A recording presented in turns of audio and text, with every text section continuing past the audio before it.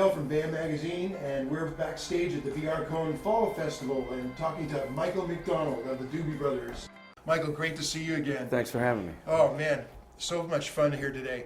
Well, back in the late 70s, I guess Tommy Johnson had some health issues, and Jeff Skunk Baxter was in the band at the time, and he was the one that suggested that they call Michael McDonald. And can you tell us a little bit more about that and how you started with the band? Well, that's exactly right. Jeff and I were in a group together, Steely Dan. Jeff was an actual original member of Steely Dan, and I was a sideman on the road with them.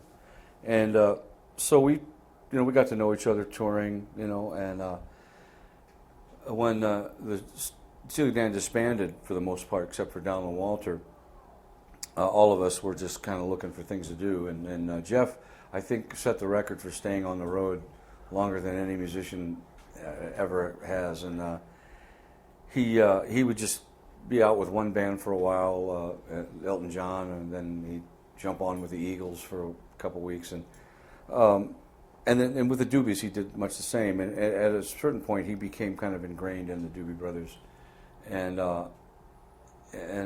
so they kind of embraced him more as a member of the band. And so when Tommy went on hiatus for a bit, they needed just somebody to fill in on keyboards and some background vocals, maybe take some leads, and so that the band could just keep working and kind of play out the concerts they had booked, Mm-hmm.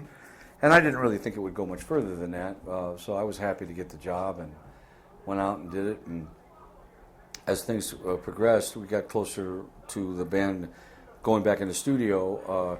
They had heard a demo of mine, and Ted Templeman suggested we cut it, and one thing led to another, and I kind of wound up being in the band, Mm-hmm. after a while. And so it was one of the greatest experiences I've ever had, probably ever will have in the music business. Largely because I became such good friends with all the guys, Tommy included, and Pat, and all the different members of the bands. They all figured heavily in my life during that period. We traveled the world together and played music, and and I owe it to Jeff because he threw my name in the hat, for the gig. Right. Yeah, the first record we did together was Taken to the Streets, and the third one was Minute by Minute. Oh, really? Yeah, I believe Living on the Fault Line was the second record. Cool. And then Minute by Minute, and we did another one, One Step Closer, after that. Mm-hmm. Well, you brought the blue-eyed soul to the band. I mean, they had their rock and their roots music going, but then with Michael McDonald, their blue-eyed soul came to be. Yeah, I think I probably am credited or blamed for bringing a little more of a pop element to the band too.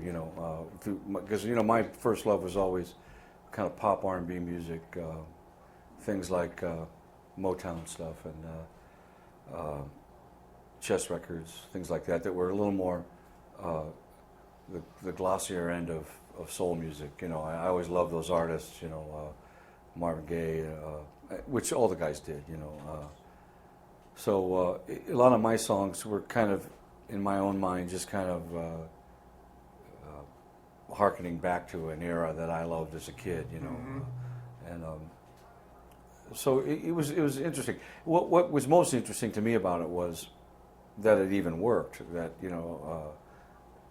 but in the studio, But when we played live, I always kind of loved the fact that we were probably one of the few bands who had such a widely diverse book of songs. We would go from China Grove, Nobody, the slack key blues stuff, to What a Fool Believes. And Mm-hmm. so it really ran the gamut of musical styles. Do you remember the first record you ever bought? Yeah, I do. The first record I ever bought with my own money was "Wake Up Little Susie" by the Everly Brothers. Oh. Yeah, I actually bought it with a friend of mine. We didn't have enough money. We had enough money between us to go purchase the single. So, What was it, about 66 cents or something? yeah, something like that. And we were about 10 years old. We went home and played it over and over. Yeah. Do you have a favorite Doobie Brothers song? Well, a few of them. One of my favorites is "Blackwater," and of course, one of my all-time favorites is "Long Train Running" too. Mm-hmm. I always like it's such an iconic song, and both of those are, And I think they really kind of, for me, represent what was always unique about the Doobie Brothers. You know, there was a very bluesy kind of rock style, like you said, rootsy kind of music that these guys always presented in their own way. You know, much like the Beatles to me presented, you know, in their own way, music that, you know, had been around before, but it somehow just sounded different coming from them. You know, and I think the Doobies always had that kind of stylistic quality about them. You know. So the word doobie was a code name for marijuana back in the day.